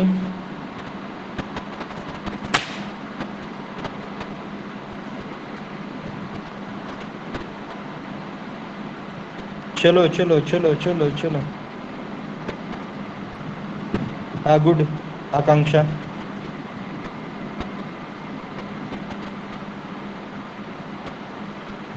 ओव्हरऑल कॉस्ट कशी काढली? तर ओव्हरऑल कॉस्ट काढताना पहिल्यांदा जी कॉस्ट ऑफ अ बिल्डिंग आलेली आहे 63 समथिंग काय असेल ते तुमचे 63 लॅक, बरोबर. ते 63 लॅक प्लस करायचा. म्हणजे ते जर राहिलं तर आन्सर चुकेल. कुणीतरी सेकंड जो आहे त्यांना आन्सर देताना त्याच्याकडून ते राहिलं गोष्ट, त्यामुळं त्याचं आन्सर जे आहे ते चुकलेलं आहे. आता इथं चॅट बॉक्समध्ये दिसेल मला कोण होता. ट्राय केला, चांगली गोष्ट आहे, पण काय चूक झाली ती पण आपल्या लक्षात आली पाहिजे. निखिल गोगरे 18900 पहिल्यांदा आन्सर सांगितलेलं. त्यानं आन्सर कसं सांगितलं? डायरेक्ट मे बी बहुतेक त्यानं ते पर्सेंटेज प्लस केले, डायरेक्ट आन्सर दिलं कॉस्ट ऑफ बिल्डिंग. चुकीचं आहे. तर कॉस्ट ऑफ बिल्डिंग काढताना तुम्हाला काय, कॉस्ट ऑफ बिल्डिंगमध्ये सर्व चार्जेस जे आहे ते प्लस करावं लागतील. मग पहिलं कॉस्ट ऑफ कन्स्ट्रक्शन जे आलेलं आहे 63 लॅक प्लस आर्किटेक्चरल ट्रीटमेंटचे चार्जेस 1,89,000 काय असेल ते प्लस करावं लागेल. वॉटर सप्लाय सॅनिटरी त्याचा आन्सर 3,15,000 ते प्लस करावं लागेल. इलेक्ट्रिकल इन्स्टॉलेशन 14% त्याचा आन्सर 8,82,000 ते प्लस करावं लागेल. आणि अदर सर्व्हिसेस त्याचं आन्सर 3,15,000 म्हणजे 63 lakh plus 1,89,000 plus 3,15,000 plus 8,82,000 plus 3,15,000. त्यावेळेस overall cost of a building तुम्हाला मिळेल 80,01,000 रुपये. मग तुम्हाला कॉन्टिजन्सीज आणि काय सांगितलेलं आहे, कॉन्टिजन्सीज आणि काय सांगितलेलं आहे, सुपरविजन चार्जेस. मग पहिल्यांदा overall cost of a building contingencies किती सांगितले? 3% of overall cost of. 3 divide by 100 into काय करणार, इथं आहे दिसतंय तुम्हाला स्क्रीनवर, 3 डिवायडेड बाय 100 कर्सर करतोय इंटू 80,01,000. तर आलेला आन्सर काय असेल 2,40,000 समथिंग. आणि सुपरविजन चार्जेस 800 इंटू ते आलेलं उत्तर जे वरचं आहे ओव्हरऑल कॉस्ट तेच. मग हे आलेलं आन्सर 2 जे असतील ते त्याच्यामध्ये प्लस करा वरच्या उत्तरामध्ये जे 80,01,000 आहे त्यामध्ये, ती असेल तुमची grand total cost of your. Okay, सर्वांना लक्षात आलेलं आहे? काय प्रॉब्लेम नसेल तर नो म्हणा.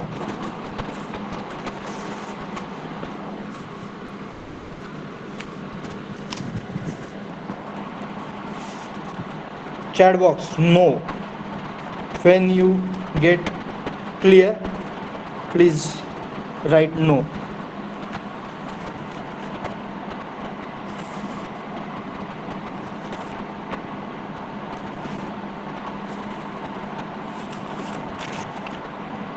ठीक आहे, म्हणजे सर्वांना लक्षात आलेलं आहे. एवढे सोपे प्रॉब्लेम आहेत, याच्यामध्ये काही असं काही डोकं तुम्हाला लावायचं किंवा काय जास्त कुठले फॉर्म्युले आणायचे आणि त्याला सॉल्व्ह करायचं असं नाही आहे. तुमच्या लक्षात आलं असेल काय करतोय, फक्त डायरेक्ट इंटू करतोय आपण, प्लस मायनस करतोय आणि झालं आन्सर जे आहे ते हे होतं. ओके, ठीक.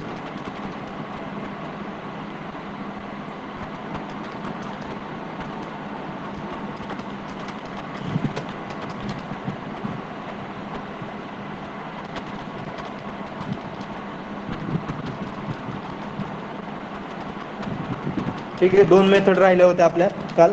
त्यामध्ये फर्स्ट राहिलेली मेथड टिपिकल बे मेथड.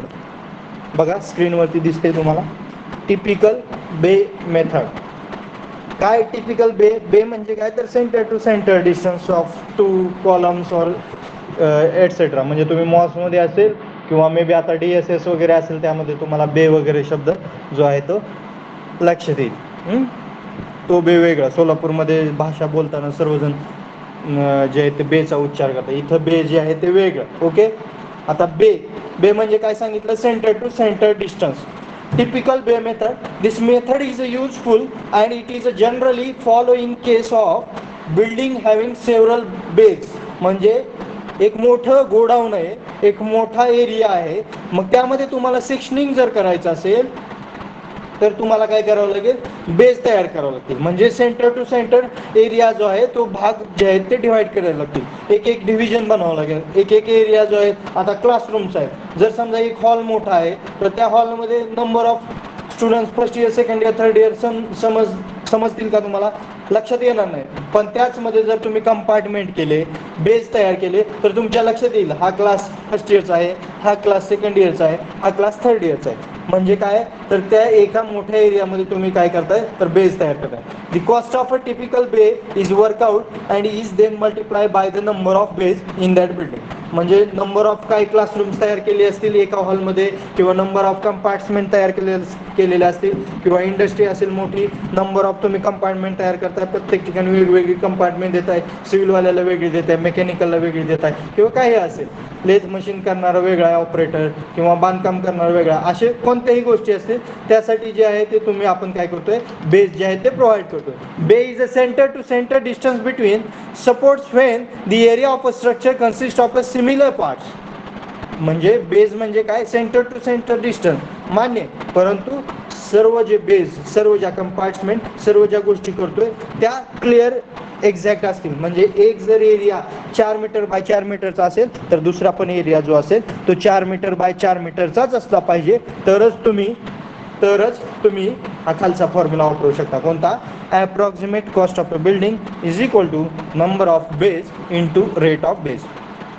का, तर एका बेसचा रेट जर समजा त्यांनी सांगितलं 150 रुपये पर मीटर स्क्वेअर, तर एका बेसची साईज असेल 4 मीटर बाय 4 मीटर, तर आपण तिथं ते त्या बेसला इंटू करू शकतो डायरेक्ट. 4 गुणिले 4 into bracket rate of bays काय 150 और 120 काय असतं.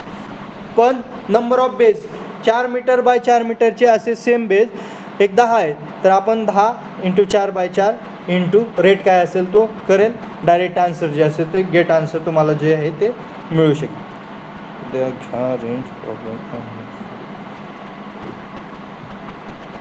बघा बेस कुठे प्रोव्हाइड केले जातात. When the area of a structure consists of a similar parts such as godowns, factories, sheds which are constructed with a intermediate. आवाज माझा येत नाहीये, खूप मोठ्यानं बोलतो मी, तरी माझ्या इतकं मोठ्यानं कोण लेक्चर पण घेत नसेल. मी जसं तुम्हाला क्लासरूममध्ये शिकवतो तसं आवाज माझा येत असेल मेबी, की स्लो शिकवायचं आहे किंवा छोटा आवाज काढायचा आहे, येत नाही का आवाज क्लिअर माझा?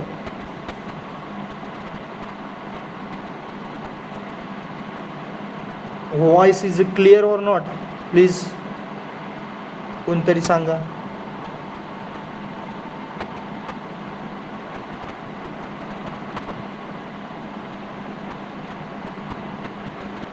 ठीक आहे, ओके, येतोय सर्वांना.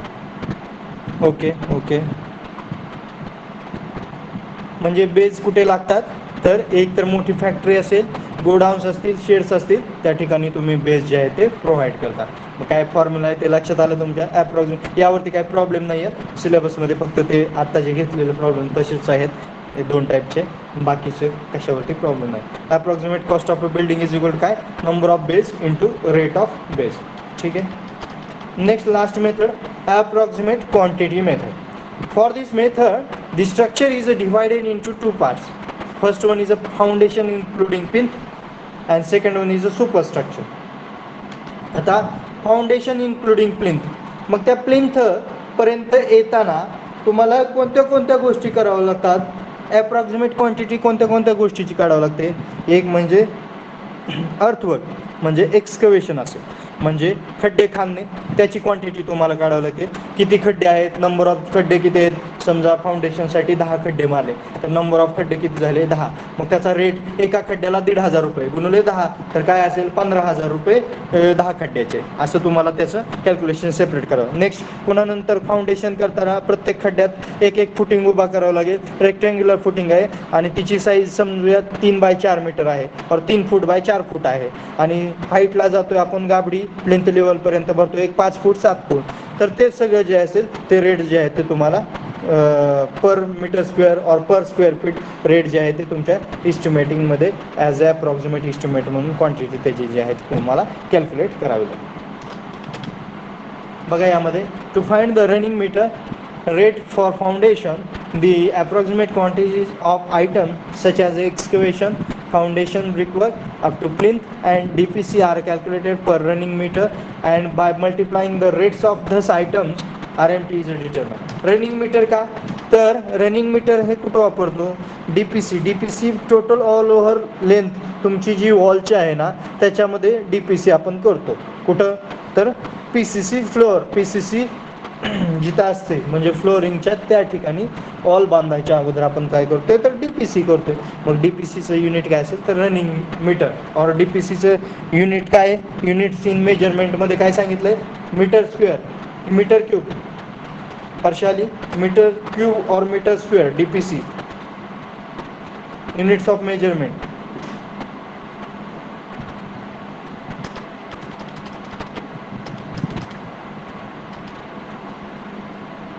Meter square, good. Why? Because because DPC has no depth और नो विड्थ. म्हणजे काय, तर डेप्थ जे आहे ना डीपीसीला अतिशय कमी असते. फक्त एक मॉर्टरचा लेअर 10 mm और 1 सेंटीमीटर और 2 सेंटीमीटर तेवढी असते, म्हणजे ती आपण काय पकडत नाही. त्यामुळे डीपीसीचं युनिट काय आहे, तर मीटर स्क्वेअर. ओके, ठीक आहे. Similarly for the superstructure the price or rate per running metre is determined from the approximate quantities of the brickwork, roof, floor, finishing etcetera. ही अप्रॉक्सिमेट क्वांटिटी मेथड जी आहे ती actually म्हणजे foundation footing पासून ते direct तुमच्या top पर्यंत, बिल्डिंगच्या स्लॅब पर्यंत और पॅरापेट वॉल पर्यंत प्रत्येक गोष्टीचं अप्रॉक्सिमेशन करणं म्हणजे अप्रॉक्सिमेट क्वांटिटी मेथडने त्याला सॉल्व करणं. ठीक आहे.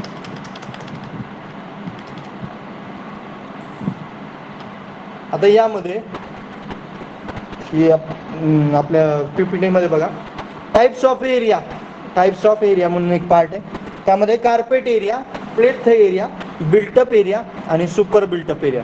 कोण सांगू शकेल carpet area? Please tell me what is mean by carpet area. Usable area. Usable area, good Pratik.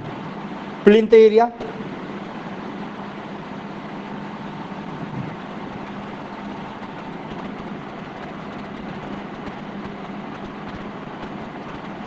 outer dimensions of your walls constructed of building, that is the plinth area. And what is built up area? What is the built up area and what is the super built up area? You seen in this PPT. Carpet area, it is a usable area excluding all thickness, passages, verandas, kitchen, pantry, staircase, etc. Carpet area of a building is generally 50 to 65% of plinth area. बघा, plinth area म्हणजे काय सांगितलं मी, outer area असतो तुमच्या बिल्डिंगचा, बरोबर, जिथं building construct केली. कारण प्लिंथ बीम तुमचे आउटरच असतात ना, बरोबर, आतून पण असतात, परंतु आपण रीड करताना प्लिंथ एरिया आउटर. प्लिंथ एरियाच्या कार्पेट एरिया किती टक्के, तर 50 ते 60% और जास्तीत जास्त 65%. म्हणजे जो युजेबल एरिया, ज्या ठिकाणी आपण घरामध्ये जाऊ शकतो तो एरिया यूज करू शकतो. फक्त त्यामध्ये कोणते गोष्टी मायनस केलेल्या आहेत, excluding all thickness. All thickness येणारच नाही आहे. आपण काय भिंत यूज करू शकतो का, नाही आहे, तिथला एरिया तो भिंतीमध्ये गेला. पॅसेजेस यूज करू शकतो, परंतु काही ठिकाणी पण ते एक्सक्लूड करायचे कार्पेट एरियामध्ये. वरांडा असेल आणि किचन पॅन्ट्री म्हणजे काय, pantry, what is mean bye pantry, कोण सांगू शकेल? आणि स्टेअरकेस एक एक्सक्लूड करायचे. पॅन्ट्री कोण सांगेल? रेल्वेमध्ये वगैरे जाताना पॅन्ट्रीचा डब्बा वगैरे पाहिला असेल. पॅन्ट्री म्हणजे काय, ज्या ठिकाणी आपण आपला स्वयंपाक करतो, म्हणजे किचनचं तुमचा जो ओटा असेल, किचनचं जे तुमचा असतो ना ओटा, त्याला आपण पॅन्ट्री सेक्शन असं म्हणतो. ठीक आहे. Second one is a plinth area. It is a area which is covered by building. It is an area which is covered by building. It is found out by using external dimension of the building. बघा, सांगितलं तुम्हाला plinth area म्हणजे काय, external dimension of a building.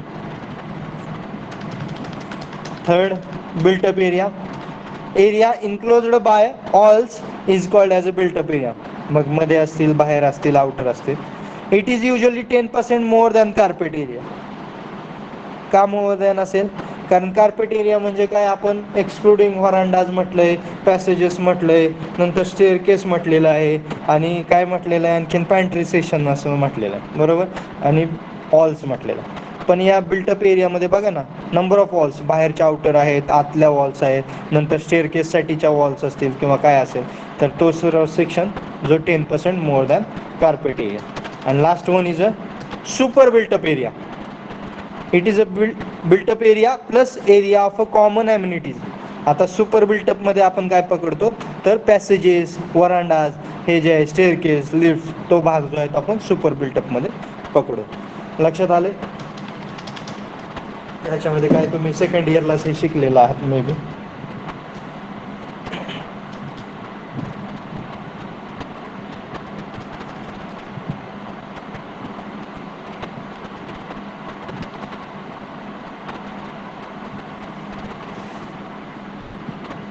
Approximate estimate of highways. Next point काय? Approximate estimate of highways. आता एखादा road जर बांधायचा असेल तुम्हाला, आता समजूयात तुम्ही काय करताय, आता ॲक्च्युली हायवे इंजिनिअरिंग म्हणून शिकला असेल तुम्ही सेकंड इयरला. त्या हायवे इंजिनिअरिंगमध्ये प्रॅक्टिकलला तुम्हाला एक सेशन होता किंवा एक प्रॅक्टिकल होतं, cross section of road up to 1 kilometre, find out the काय असेल मग त्याच्या, तुम्ही मे बी सर्विंगमध्ये केलं असेल किंवा हायवेमध्ये केलं असेल. 1 किलोमीटरचा रोड आपल्याला त्याचं सेक्शनिंग करायचं. 1 किलोमीटरचा रोड त्याचं सेक्शनिंग करायचं. मग त्यामध्ये मे बी ते कंट्रोलिंगमध्ये पण येतं आणि हायवे इंजिनिअरिंगमध्ये पण येतं. आता इथं आपल्याला तुम्हाला काय करावं लागेल, जर ॲप्रॉक्सिमेट इस्टिमेट काढायचं आहे हायवेचं, रोडचं, तर तुम्ही एक रोड घेऊ शकता कोणताही, त्याची लेंथ 100 मीटर और 1 किलोमीटर काय समथिंग असेल. तर आता जर समजा तुम्हाला 1 किलोमीटरच्या लेंथचं ॲप्रॉक्सिमेट इस्टिमेट काढायचं असेल, तर तुम्हाला तो रोड कोणत्या एरियामध्ये, तिथं किती डेप्थ और क्रस्ट आहे तुमचा एरिया, हे सर्व तुम्हाला पाहावं लागेल. मला पहिल्यांदा सांगा, मग रोडमध्ये कोणते कोणते लेअर असतात, कोण सांगू शकेल? कुणीही सांगा. संकेत शेंडे सांगू शकता तुम्ही? सांगा.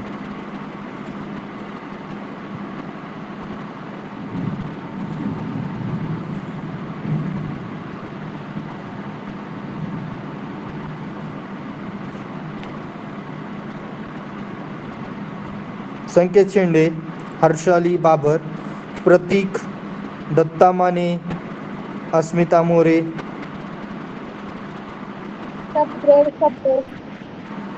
सबग्रेड सबबेस झाले. रोड झाला 2 मध्ये. Bituminous coat. बिटुमिनस कोड झाला रोड 3 मध्ये.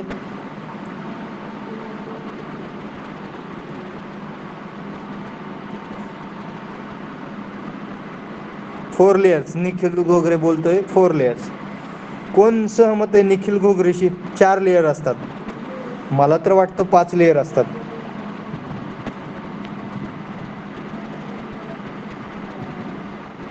Subgrade, sub base, base course, binder course आणि सरफेस कोर्स. Okay, good. ठीक आहे अस्मिता, तुमचं पण बरोबर आहे. प्रॅक्टिकली सांगतो. Subgrade subbase. हां, कोणी चॅट बॉक्समध्ये काय टाकलं पाहूया. तेच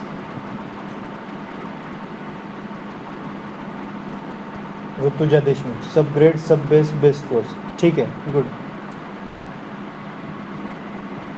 सबग्रेड सबबेस.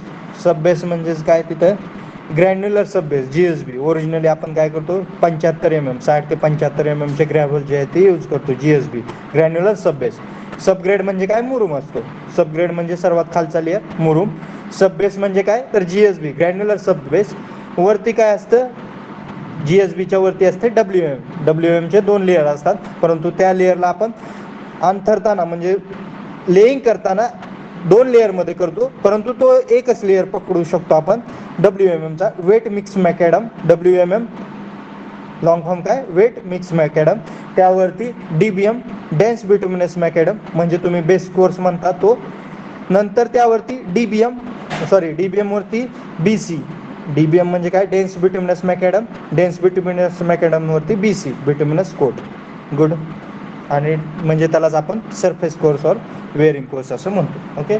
असा जो आहे तो रोड तुम्हाला बनवायचा आहे. रोड तुम्हाला 1 किलोमीटरचा बनवायचा आहे. तर 1 किलोमीटर बनवत असताना रोड तुम्हाला प्रत्येक त्याच्या 10 मीटर, 20 मीटर, 30 मीटरवरती सेक्शनिंग करावं लागेल. आफ्टर 20 मीटर और 30 मीटर ज्यावेळेस तुम्ही, जर रोड स्ट्रेट असेल तर तुम्ही 20 ते 30 मीटरवरती सेक्शनिंग करू शकता. जर रोड जर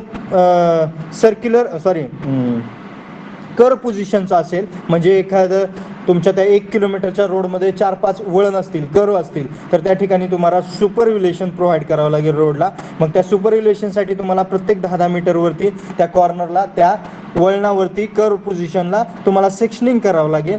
आणि मग त्यानुसार तुमचा जो क्रस्ट आहे रोडचा तो ठरवला जाईल. What is mean bye crust? Crust म्हणजे तुमच्या रोडची depth, total depth of your road और हायवे. म्हणजे प्रत्येक ठिकाणी सॉईल जी आहे ती चेंजेस असते, त्यामुळं प्रत्येक ठिकाणच्या सॉईल चेंजेसनुसार तुमचा लेअर और तुमच्या रोडचा लेअर जो आहे तो प्रत्येक आफ्टर 100 मीटर, 200 मीटर और 300 मीटर लेअर जो आहे तो चेंज केला जातो. चेंज केला जातो म्हणजे डेप्थ चेंज केली जाते. ओके. मग त्या डेप्थनुसार तुमचं जे आहे ते त्याचे काय म्हणतो अमाऊंट वगैरे असेल ते असेल, आणि त्यानुसार तुम्ही मग त्या रोडचं जे आहे ते ॲप्रॉक्सिमेट इस्टिमेट करू शकता. ओके. आता एक साधा सिंपल आणि सोपा क्वेश्चन विचारतो मी. प्रधानमंत्री ग्राम सडक योजना, आता मे बी तुमच्यातले 60-70 स्टुडंट आहेत.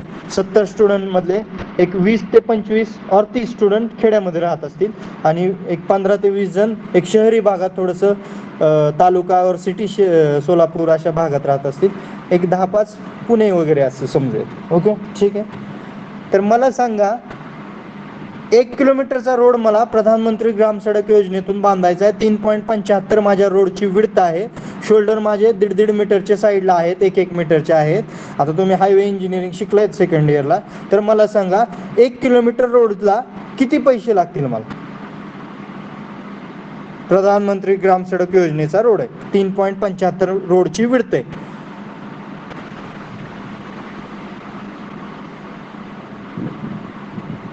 चॅट बॉक्समध्ये टाकू शकता, बोलायची काही गरज नाही, पटपट पटपट टाकायचं. पाहूयात काय शिकलेत तुम्ही, मला बघू त्याचा.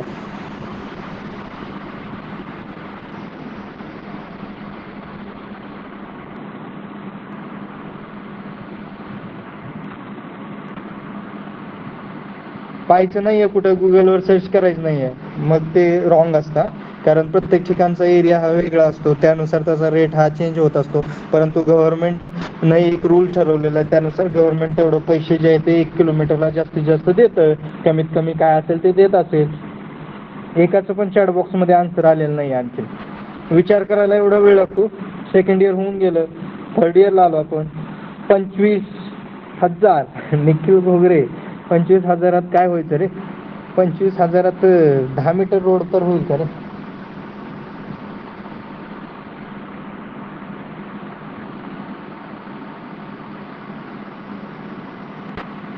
चलो चला चला, पटपट पटपट सांगा. 5 lakhs ऋतुजा जाधव. चलो नेक्स्ट, पुढे कोण सांगते? पटपट पटपट बोला.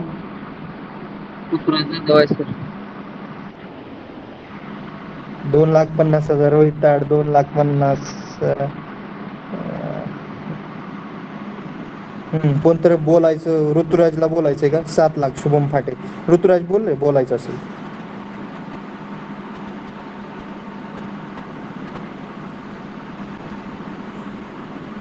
$7 to 8 लाख अमोल गायकवाड.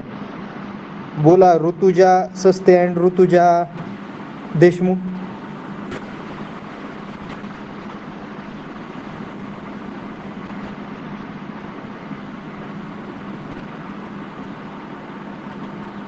हर्षाली बाबर, अस्मिता मोरे.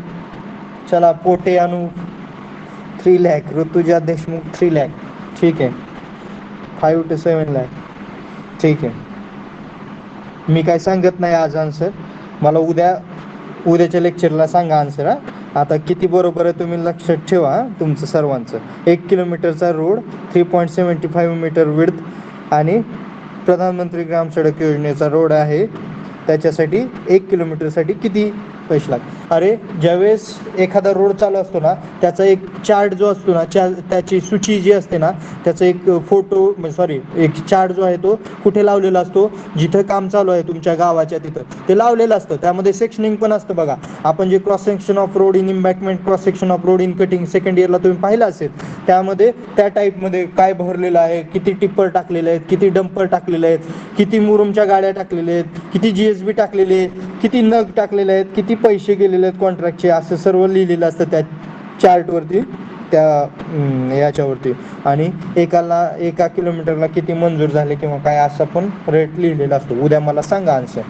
आणि मला सांगा स्टेट हायवे 7 मीटर विड्थ आहे स्टेट हायवेची, तर मला सांगा 1 किलोमीटरसाठी गव्हर्नमेंट किती पैसे सँक्शन करत असेल? 7 मीटर विड्थ आहे स्टेट हायवे आणि 1 किलोमीटरसाठी किती पैसे? 2-2 मीटरचे साईडला शोल्डर्स आहेत, 2 और 2.5 काय कोण करत नाही आहे, 1.5-2चे करतात. चला बोला. 7 metre width, length 1 kilometre, state highway, how much rupees sanction by government?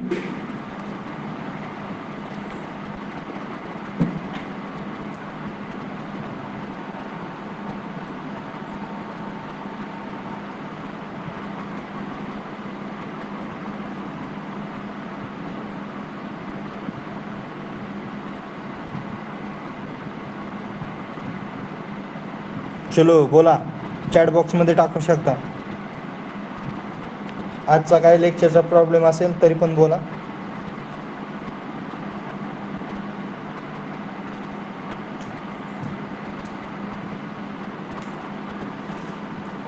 एवढा वेळ का लागतो रे?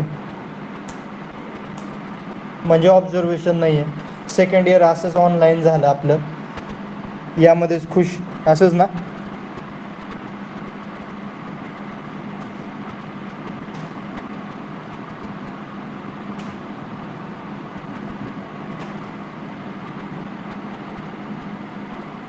नाही आहे कोणाला येत, ठीक आहे जाऊ द्या. उद्या पाहून या, कुणाला विचारून या, कुठंतरी पहा, कुठंतरी गावाच्या शेजारी असेल, ठीक आहे ओके. मी काही सांगत नाही आहे, सांगेल मी उद्या, तुम्ही अगोदर मला आन्सर सांगा ओके.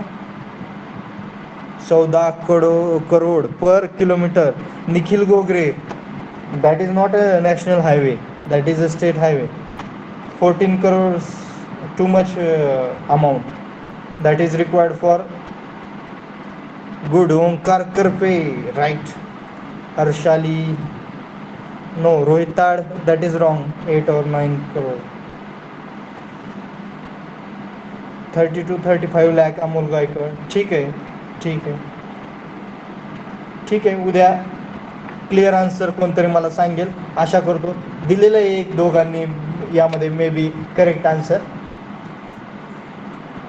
तुम्ही पण कुणाला तर विचारा किंवा तुमच्या गावाच्या शेजारी कुठे काय असेल तिथं पहा, ठीक आहे. हा चला बोला दत्ता. हा ठीक आहे. तुझा नंबर किती आहे, रोल नंबर? 1% चार्जिंग राहिले माझा, आता गापाबल लेफ्ट होते मी. तुझा सांग, रोल नंबर सांग. 38. 38. ओके चल, टाका चला, रोल नंबर टाका.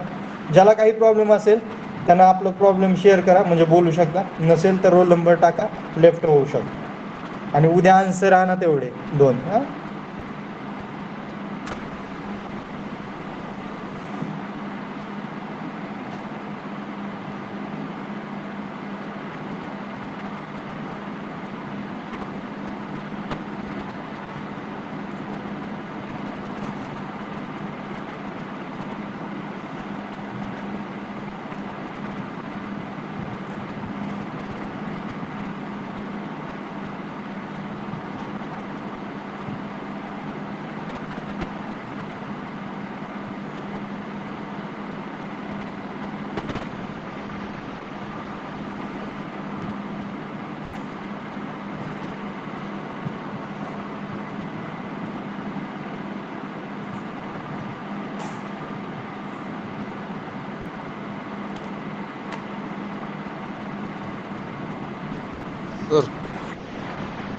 बोला, चला चालेल. क्वेश्चन रिपीट करता का? गाडी होती त्यामुळे काय कॉल नाही पावसामुळे. काय काय काय मी क्वेश्चन काय सांगायला ते काय ऐकवलं नाही रे, नेटवर्क प्रॉब्लेम होता त्यामुळे म्हणलं रिपीट सांगतात. आणि तू कुठं काय करत होता? गाडीवर हिंडतो काय आणि लेक्चर करतो गाडीवर? हो रे. नाही, रेंजचा प्रॉब्लेम आहे सर. Okay okay okay. काय मी प्रश्न काय विचारला? तेच कळलं नाही, पण तुम्ही रिपीट सांगा म्हणलं, पण नेटवर्क नव्हतं त्यामुळे म्हणलं. 1 आता येतं किलोमीटरचा नेट. रोड आहे, 3.75 मीटर विड्थ आहे त्याची. आणि प्रधानमंत्री ग्राम सडक योजनेत मला तो रोड बांधायचा आहे, तर त्यासाठी 1 किलोमीटर रोडसाठी किती पैसे लागतील? आणि 7 मीटर विड्थचा रोड आहे, स्टेट हायवे आहे, तर त्यासाठी 1 किलोमीटरसाठी किती रुपये लागतील? असं क्वेश्चन विचार. ठीक आहे.